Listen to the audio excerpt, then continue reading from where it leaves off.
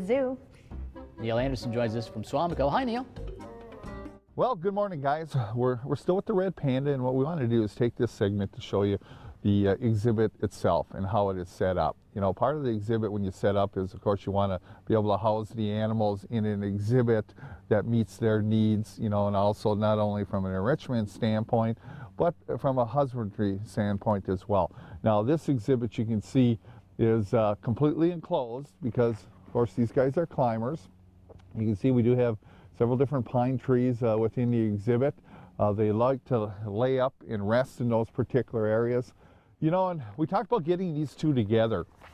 And normally what happens is red pandas are solitary animals, and they really come together during the breeding season. But you can keep them together throughout the entire year. But it's important to have an exhibit that's designed then to take that into account, that they are really solitary individuals. So this was designed so that we actually have two exhibits with, and you can see in the middle there's a little slide shift door. And that door is that we can open or close it. So we can go ahead, based on their behavior, be able to see how things are going. We can separate them if we want.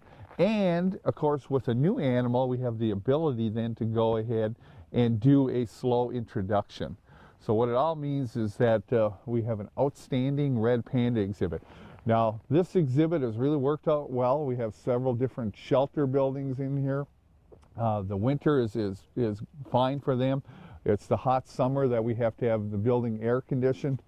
But it has resulted in several cubs that were born. So we're excited that we took this. And actually, you know what? This used to be an old Pine Marten and Fisher exhibit. They were separate exhibits. So we said, you know what? This would make a great red panda exhibit. But I want to show you something else, too, that we have in the back area.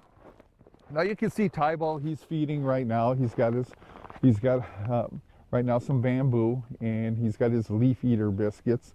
So Jess was just here checking them all out. But this is important too. This is a catch cage, you know, because what we want to do is to go into that exhibit, we want to make sure that the keeper, when they enter the exhibit, they'll go in through here, they'll close and latch this door before they go in.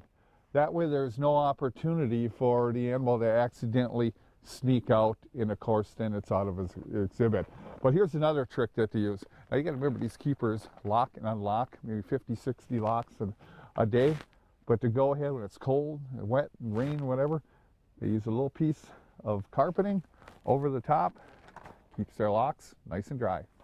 With that, back to you guys.